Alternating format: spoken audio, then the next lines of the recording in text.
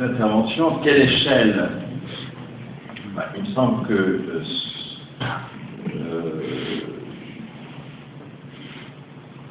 seul un peuple peut se dresser et dire le roi est nul, c'est nous qui produisons la valeur, c'est à nous d'en décider, d'en être propriétaires, et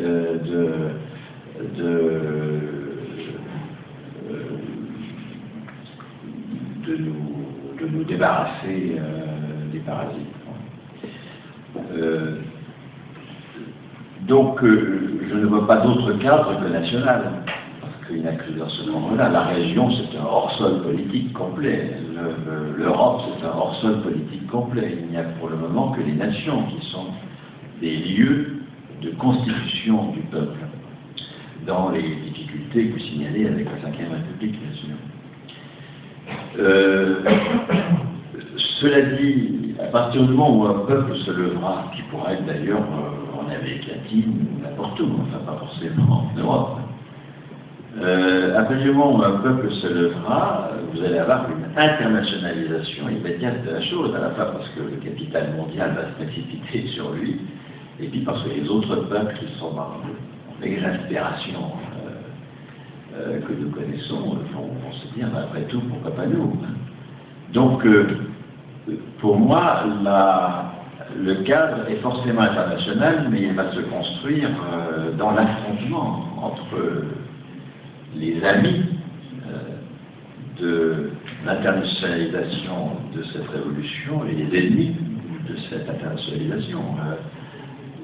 Comme la Révolution française a été internationalisée, enfin, comme les révolutions le sont toujours d'une façon ou d'une autre.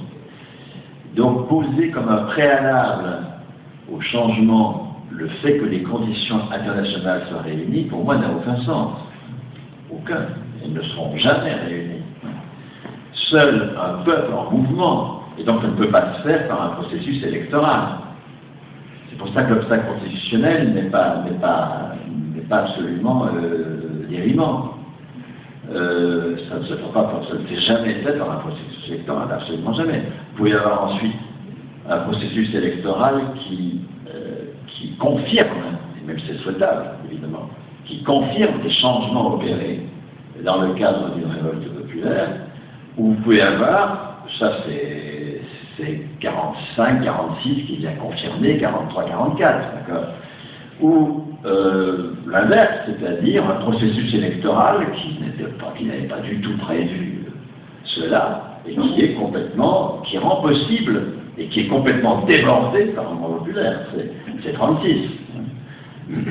Mais de toute façon, ça ne peut être que le mouvement populaire qui pose le peuple comme candidat à la maîtrise de la valeur économique.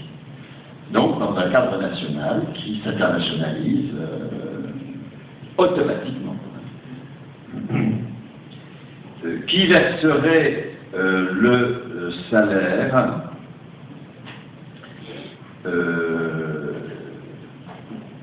poser la marchandise comme outil de libération alors que c'est l'expression de notre exploitation? Il y a peut-être deux questions là où j'ai pas bien saisi, mais l'écho que je ferais, c'est qui verserait le salaire? Non, sûrement pas l'État. Je suis pour le dépérissement de l'État, donc je ne vais pas chercher à inventer un État encore plus fort. Il l'est déjà largement suffisamment. La question, c'est que nous avons déjà un modèle, c'est celui de la sécurité sociale. La sécurité sociale, ce n'est pas de l'État pour gérer le salaire socialisé. Ce n'est pas du public opposé au privé, c'est du commun. Entre 47 et 60. C'est là que j'aborde, je fais écho à ce que vous avez dit. Entre 47 et 60, il n'y a pas de paritarisme, justement pas. Parce que le paritarisme, ça veut dire que c'est le patron qui est au pouvoir. Entre 47 et 60, il y a ce qu'on appelle la démocratie sociale. C'est-à-dire que la sécurité sociale, qui à l'époque représente l'équivalent du budget de l'État, aujourd'hui c'est une fois et demie, mais à l'époque c'est à peu près l'équivalent du budget de l'État, l'équivalent du budget de l'État est géré par des salariés élus dans des élections quinquennales, qui sont de très grandes élections politiques, des élections à la sécurité sociale. Et les conseils d'administration des caisses, 3/4 de salariés, 1/4 d'employeurs, donc sûrement pas le paritarisme. Les conseils d'administration des caisses, jusqu'en 1960, De Gaulle, c'est l'adversaire principal de la sécurité sociale. Il démissionne dès janvier 1946, il ne peut pas supporter la mise en place de la Sécu, donc il démissionne tout de suite. En janvier 1946, il ne va encore rien pour la sécurité sociale. Elle va être construite sans lui et contre lui. D'accord ? Le RPR va être un adversaire acharné. Le RPR-S, pardon, le parti de Gaulle, de la sécurité sociale. Et quand il revient au pouvoir, c'est un adversaire acharné de la sécurité sociale. Et donc en 1960, d'abord il ne fait pas les élections, les élections c'est 50, 55, 60, on a dû avoir lieu en 60, non, il essaye de les supprimer, il n'y parvient pas, il les repousse en 62, et en 60 il change la donne.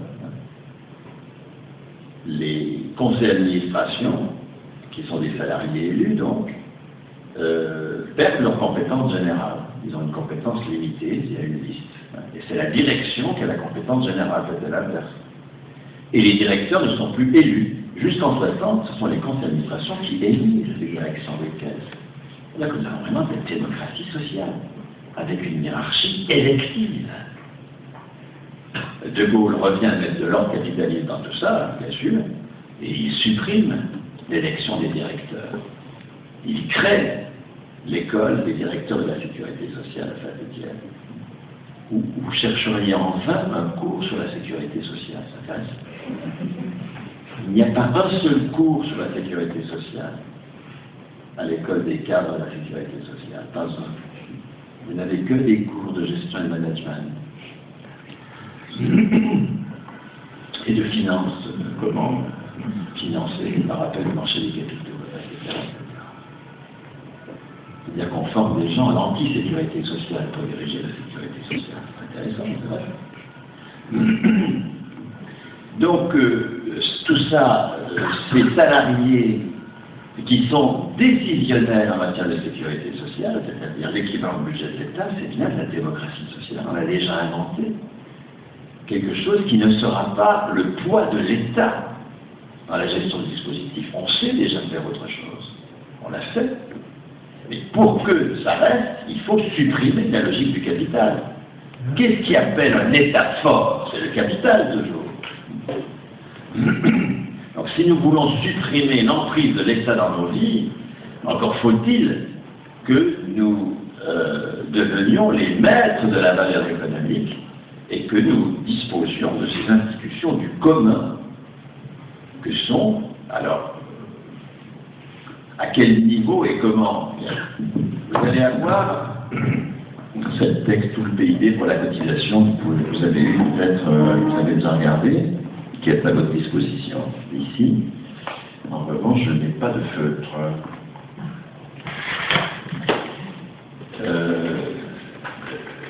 Pour coordonner l'activité de production, nous pouvons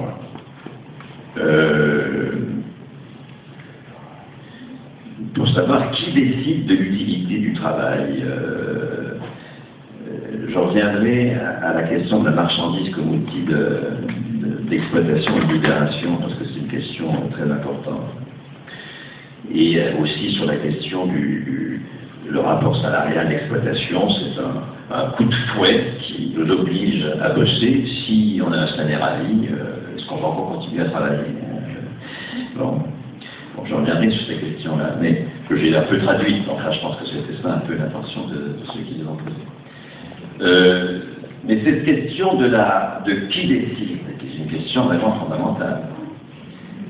Nous allons avoir un PIB dans lequel il faut que nous l'avons vu, 60% du PIB, 1200, 1300 milliards, aillent au salaire à vie.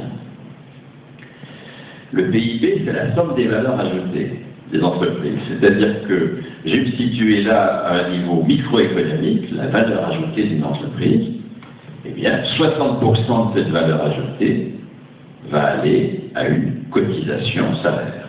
Qui payera les salaires? Eh bien, les caisses qui vont récupérer ces 1300 milliards, ces 1200 milliards. Nous produisons 2000 milliards à l'heure actuelle.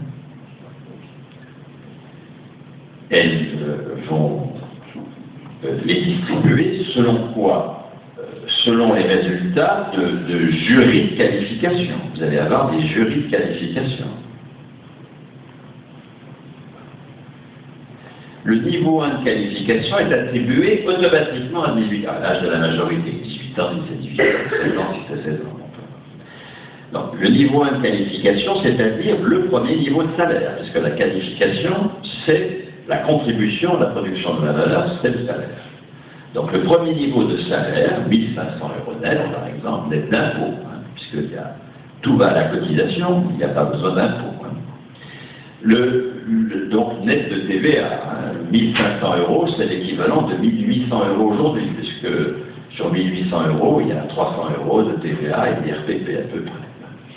Donc, nous démarrons tous à 1500 € net de TVA et d'IRPP, donc l'équivalent de 1800 € actuels. Nous avons 4 niveaux de qualification, donc un salaire qui va s'inscrire entre 1500 et 6000 €. Aucun salaire au-dessus de 6000 €, c'est-à-dire 8500 € actuels, puisque sur un salaire de 8500 €, il y a 2500 € de TVA et de l'IRPP à peu près. Donc, en inscrivant les salaires dans une fourchette 1500 6000, c'est comme si nous étions dans la situation actuelle, dans une fourchette 1800 8500. Donc, nous sommes à un dispositif dans lequel le droit à qualification, qui est un droit politique, qui attribue un salaire irrévocable, un salaire qui ne peut pas être supprimé. C'est un droit de la personne. Il n'y a pas de marché du travail. En même temps qu'à 18 ans, on affecte 1500 € net d'impôts, y compris net de TVA, j'insiste, à vie, de manière irrévocable. En même temps, on attribue à la personne un droit à la carrière salariale, c'est-à-dire le droit de passer des épreuves de qualification pour monter en niveau de qualification et avoir, mettons, un niveau 2, et là un salaire de 2000 € ou 2500 € qui sont eux aussi irrévocables, c'est-à-dire que quoi que vous en fassiez, vous le conservez. C'est le droit politique du salaire, c'est ça qui est central à bien comprendre. Ce n'est pas un droit qui dépend d'une évaluation de ce qu'on est en train de faire. L'évaluation de ce qu'on est en train de faire, c'est la source c'est la clé de tout notre travail aujourd'hui, d'accord, cette évaluation permanente. C'est la source d'effets qui sont exclusivement pervers. Donc il faut absolument supprimer l'évaluation du travail. C'est celui qui est en train d'être fait en ce moment. Toute autre chose est l'évaluation qui va avoir lieu pour changer de qualification. Bien sûr, si on veut changer de qualification, il y aura une évaluation du travail fait au cours des 5 ou 10 dernières années. C'est là que va intervenir quel métier on décide. Les jurys de qualification, ils vont peut-être accélérer la progression en qualification de gens qui sont sur des métiers insuffisamment pratiqués, pour pousser au choix de ces métiers. Mais ces jurys de qualification, ils vont être eux-mêmes sous la délibération collective des travailleurs.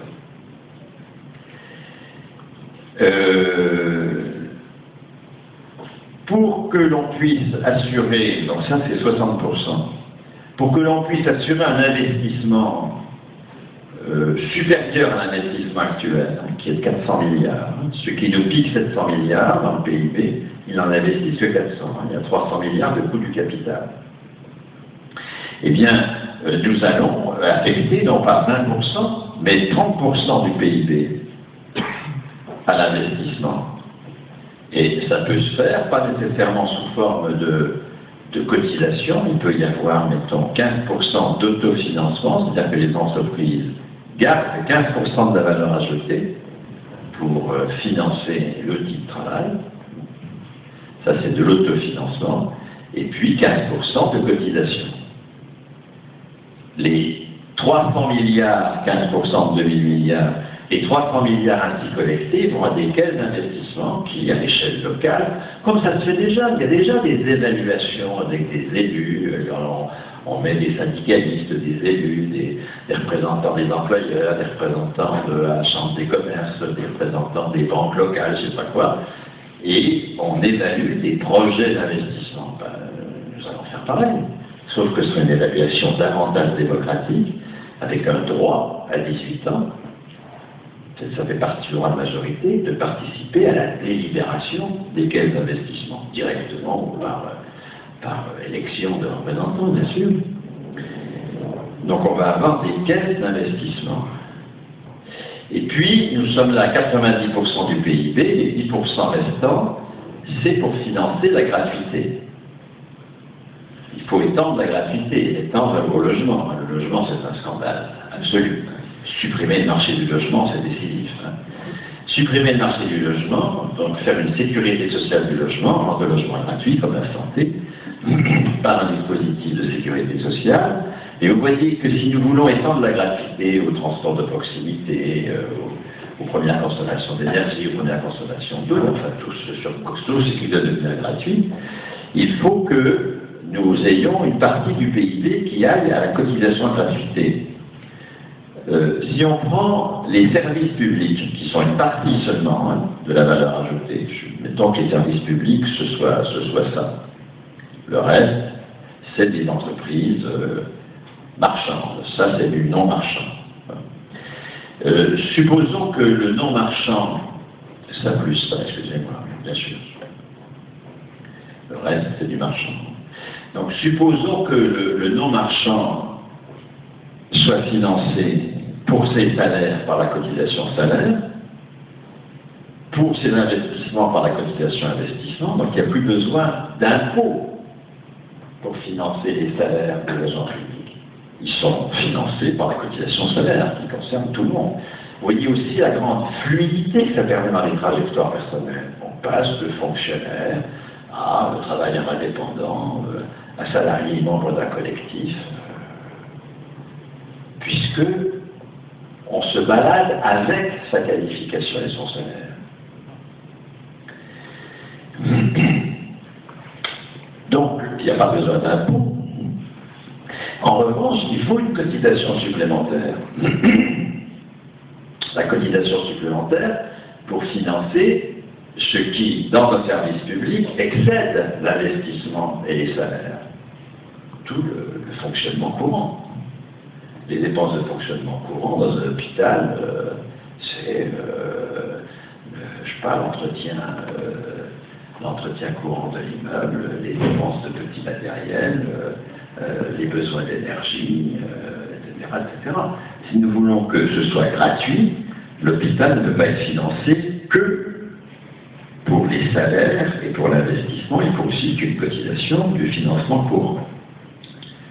Voilà donc le PIB, et ça répond aussi à la question de qui décide. Vous voyez que nous allons avoir des conflits permanents entre les institutions dont les intérêts sont divergents. Et c'est ce conflit qui est la base de la démocratie. Ce ne sera ni l'addition d'autogestion qui a conduit à l'échec yougoslave, parce qu'on ne fait pas société en additionnant des autogestions, ni le Gosplan qui a fait l'échec soviétique. Nous allons avoir des institutions qui sont des institutions horizontales, autonomes et indépendantes. Je pense que nous sommes un peu chez Montesquieu, on va dire. Je pense que ce qu'il a dit sur la démocratie n'est pas nul du tout. Et vous allez avoir donc des entreprises vont avoir intérêt peut-être à embaucher beaucoup de gens, puisqu'ils ne les payent pas. Allez, on y va. Et les caisses de salaire, attendez, du calme. Il faut que nous, on puisse payer les salaires. Vous allez avoir un conflit maintenant. Vous allez avoir un conflit entre les entreprises qui voudront faire du nucléaire. Je suis entièrement d'accord, il n'y a pas de peuple vertueux. Et on peut très bien imaginer qu'une entreprise collective décide de faire une saloperie, évidemment. Sauf qu'il y aura un tiers qui sera les caisses d'investissement, qui vont introduire une régulation et qui, s'il y a fonctionnement démocratique, s'il y a eu un débat public, national, sur l'inutilité du nucléaire, je ne sais pas, récuseront des demandes d'investissement de ce type. Donc il y aura bien une coordination de l'activité économique par un conflit avec des tiers. Vous avez des caisses de gratuité qui vont entrer en conflit avec le reste. Nous allons être dans un dispositif d'institutions égales, indépendantes, représentant des intérêts différents, qui, à mon avis, sont la clé d'une construction démocratique, dès lors que le droit de citoyenneté est enrichi à la majorité de ce droit de participation aux délibérations de toutes ces instances. La marchandise comme outil d'exploitation, alors que j'en fais un outil de libération. Mais attendez, il y a marchandise et marchandise. De même que dans le PIB ne mesure pas que la valeur capitaliste, contrairement à ce que disent un certain nombre d'auteurs, qui supposent que le prix des marchandises, c'est la valeur des marchandises. Mais non, le prix des marchandises, c'est la valeur des marchandises plus la valeur du non-marchand. Le PIB, il exprime déjà une contestation du capitalisme, puisque ce sont des non-marchandises,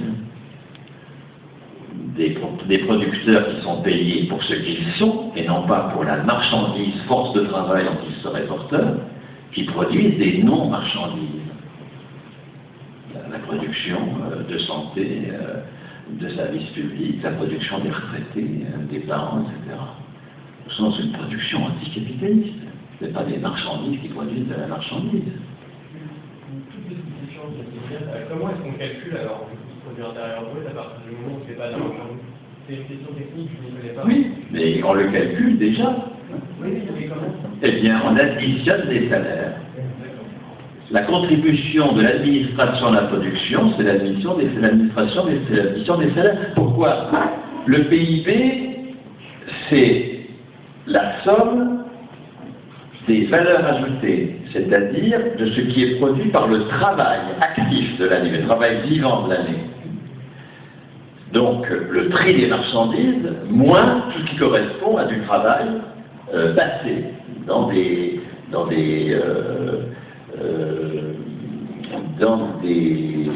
machines qui vont transférer une partie de leur valeur dans l'amortissement à la valeur nouvelle, ou qui correspond à du travail vivant déjà comptabilisé dans une autre entreprise qui est fournisseuse ou acheteuse de l'entreprise en question. Donc si on fait la somme des valeurs ajoutées, nous allons avoir du salaire et du profit, tout simplement, c'est tout. Hein. Or, dans le service public, il n'y a pas de profit, donc la valeur produite dans le service public, c'est la somme des salaires. C'est tout à fait intéressant parce qu'on voit qu'on mesure la valeur par la qualification du producteur, puisque dans la fonction publique, c'est le producteur qui qualifie. Donc on ne mesure plus la valeur par le temps de production, comme dans le capitalisme, on la mesure par la qualification du producteur, ce qui est tout à fait intéressant comme innovation sociale. Donc, dire que la marchandise, c'est un outil d'exploitation.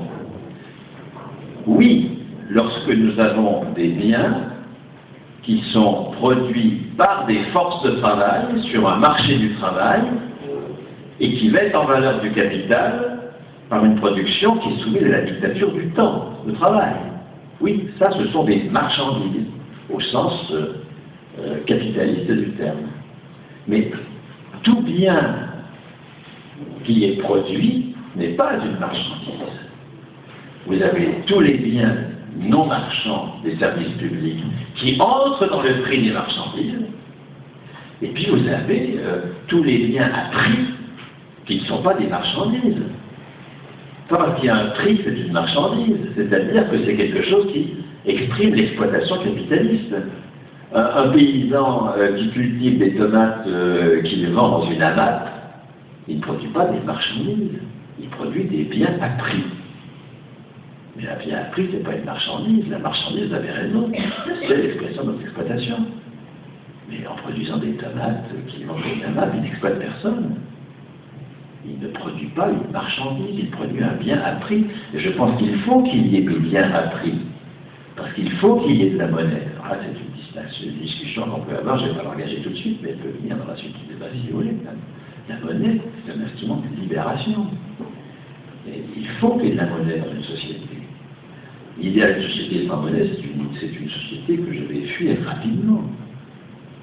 Parce que la monnaie est l'objectif des rapports sociaux qui deviennent complètement engluants s'il n'y a pas de monnaie.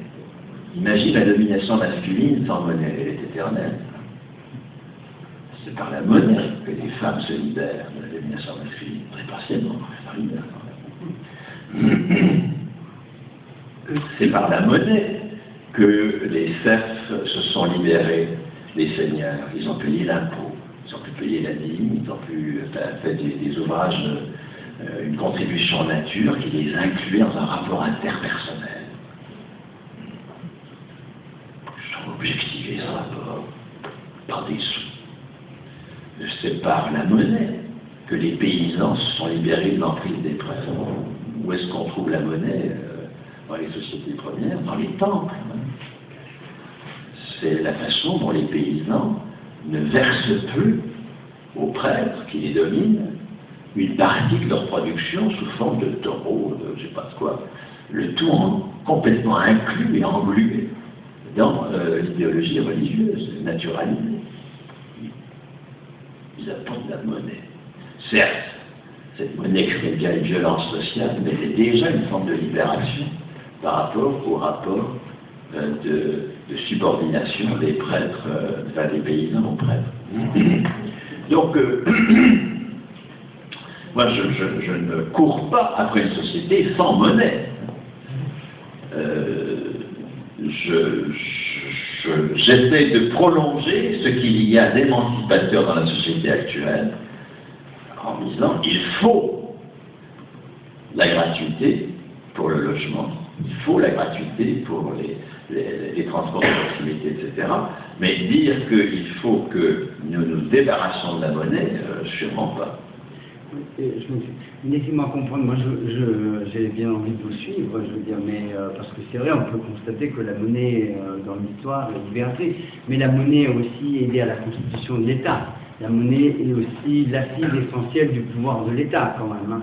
La monnaie est l'assise du pouvoir des États-Unis, par exemple, au niveau international. Donc la monnaie est aussi domination. Je veux dire, il n'y a pas que le côté libérateur. Hein. La monnaie, c'est aussi un des outils essentiels de la domination. Donc, mais encore une fois, hein, je ne dis pas le côté, enfin, l'histoire montre bien ce côté libérateur de la monnaie.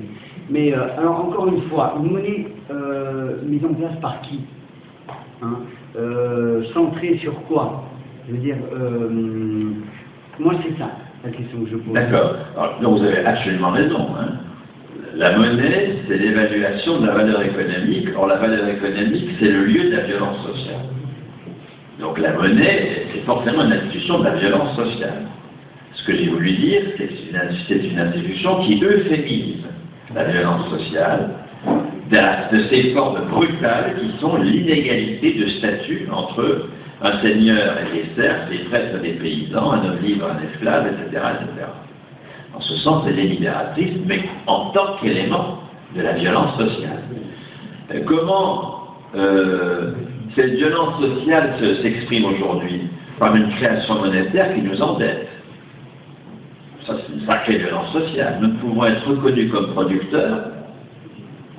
L'évaluation de ce que nous produisons ne peut être faite que en nous endettant auprès des actionnaires des banques. Donc, comment nous allons créer de la monnaie et qui va la créer? Vous avez des caisses d'investissement qui vont collecter 15% du PIB, par exemple. Vous aurez de l'autofinancement au niveau de 15% du PIB. On va affecter 30% du PIB à l'investissement. Supposons que ces caisses d'investissement reçoivent des projets à hauteur de 500 milliards. Tout à fait intéressant. Or, elles ne disposent que de 300 milliards de cotisations. Bien, ces caisses peuvent décider de créer 200 milliards de monnaie. Pour anticiper la valeur économique supplémentaire qui va être produite à partir des investissements qui vont ainsi être créés. Cette monnaie ne sera pas inflationniste puisqu'en face, il y aura la valeur économique créée dans les entreprises nouvelles, avec ces deux types de production nouveaux. Et cette création monétaire ne sera pas du crédit, c'est un point qu'il faut bien poser, c'est-à-dire que, de même que les caisses d'investissement vont subventionner les entreprises, il n'y a pas de raison que l'on rembourse, je sais pas, les hôpitaux n'ont pas remboursé l'assurance maladie quand l'assurance maladie a financé l'investissement des CHU. De même que, je ne sais pas quoi, les services publics ne remboursent pas l'impôt qui les finance. Dès lors qu'il y a une appropriation collective d'une partie de la valeur, pour l'investissement, il n'y a aucune raison qu'il y ait un remboursement. Le remboursement n'existe que parce qu'il y a eu une appropriation lucrative d'une partie de la valeur. Ceux qui nous piquent 700 milliards pour ensuite nous en prêter 400 et exiger d'être remboursés du prêt qu'ils ont fait sur ce qu'ils nous ont piqué. Donc la création monétaire peut se faire dans une violence infiniment moindre dès lors qu'elle n'exige pas de remboursement. Et dans une violence moindre dès lors que les caisses d'investissement qui vont émettre la monnaie seront démocratiquement gérées, ce qui n'est pas le cas des actionnaires des banques jusqu'à nouvel ordre, qui décident s'il va y avoir ou non création monétaire. Donc, ce ne sera pas la fin de la violence, parce que les sociétés existent pour autant qu'elles gèrent la violence. Mais ce sera des formes euphémisées de violence. Mais de fait, il y aura toujours violence. Je ne suis pas porteur d'un projet, dans 10 000 ans, je sais comment on en sera, je ne suis pas porteur d'un projet de société sans violence. J'essaye, comme historien de la sécurité sociale, de voir comment nous pouvons émanciper la valeur économique de la violence capitaliste. Donc, émanciper la création monétaire de l'endettement vis-à-vis des actionnaires des banques. Émanciper le statut des personnes de la violence qu'est le marché du travail. Émanciper le financement de l'investissement de la violence de la propriété lucrative et du crédit bancaire. Bon, mais ce n'est pas une suppression de la violence. Donc, bien sûr que la monnaie est une réalité contradictoire, comme la société, sinon il n'y aurait pas d'histoire, il n'y aurait pas de contradiction. Respect le calme de la transparence des valeurs d'usage, mais ça ne me fait pas envie sur le truc.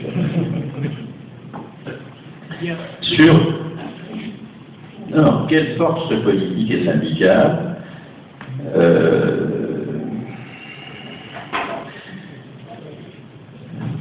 Oui, vous avez raison. On ne peut pas dire que...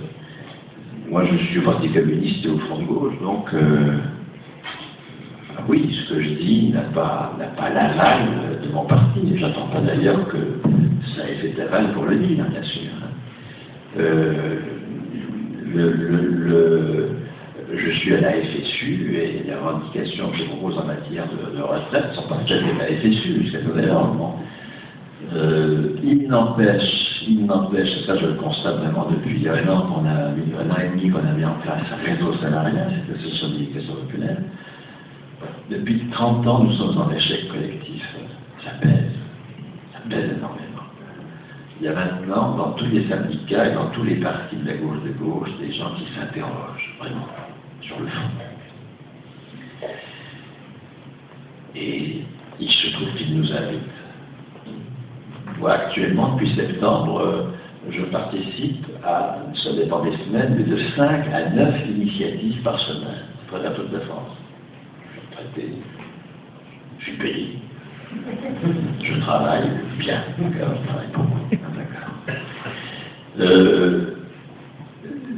Ces 5 à 9 initiatives, c'est pas moi qui les ai sollicitées, c'est pas Réseau Salarial, nous sommes sollicités parce que ce que nous disons suscite une forme d'espoir et de libération. Parce qu'on se dit, mais enfin, oui, on a déjà les outils. On n'a pas à chercher midi à 14 heures, on a déjà pratiqué des tas de choses que nous pourrions généraliser. Donc il y a cette espèce de libération, également par une parole qui dit, mais il s'agit d'en finir avec la propriété lucrative. Ce qu'hélas, les partis de la gauche ne disent pas massivement. Il faut nationaliser certaines grandes boîtes, certaines banques, mais en finir avec la propriété lucrative, non, alors que c'est le cœur de la chose. Il faut en finir avec le marché du travail.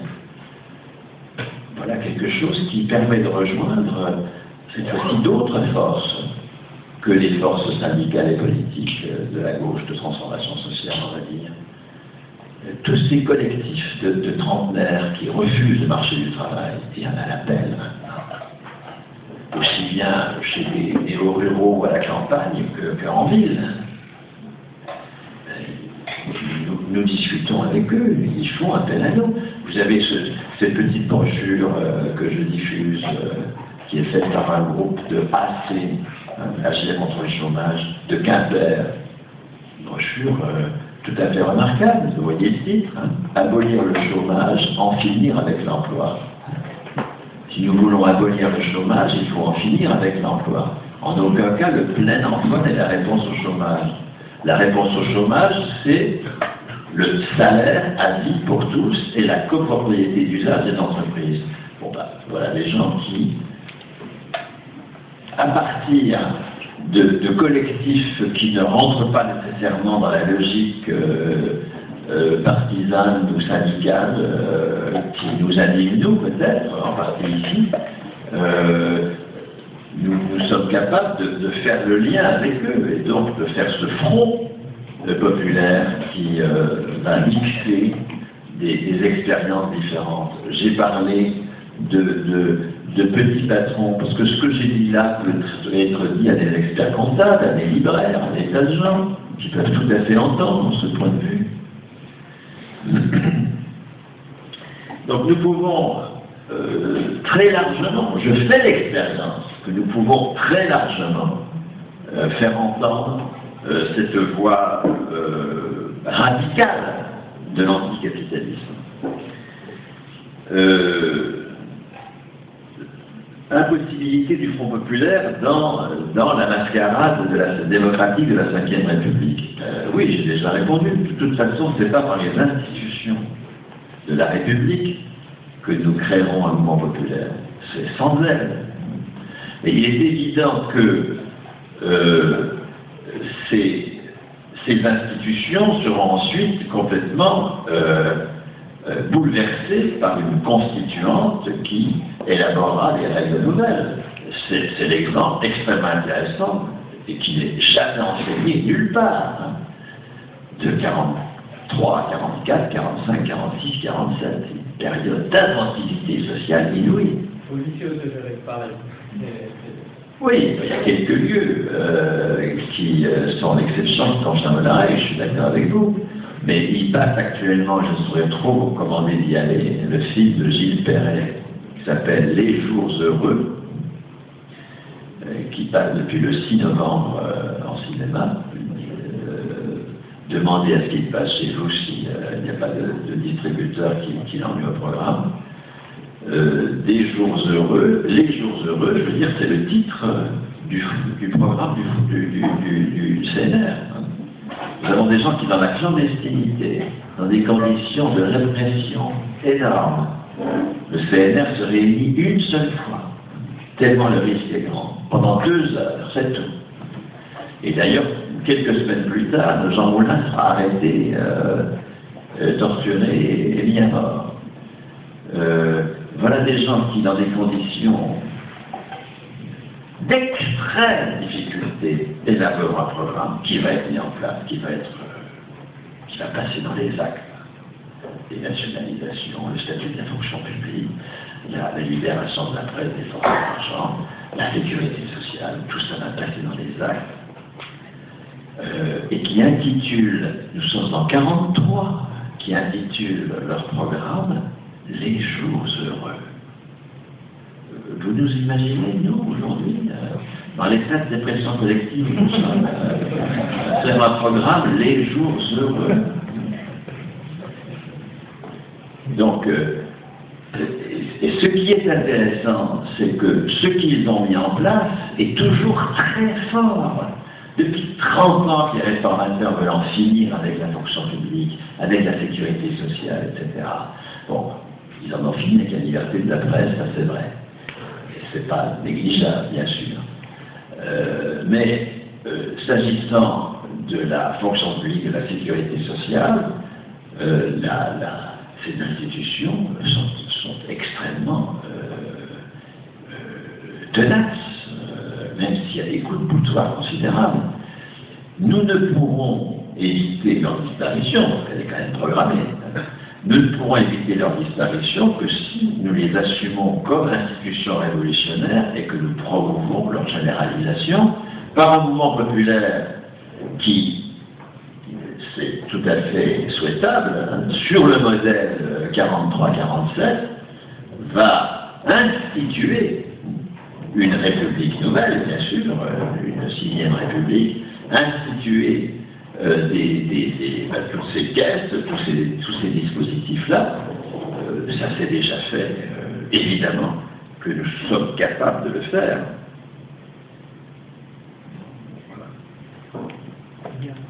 Le temps nous presse un petit peu, nous devons libérer la salle.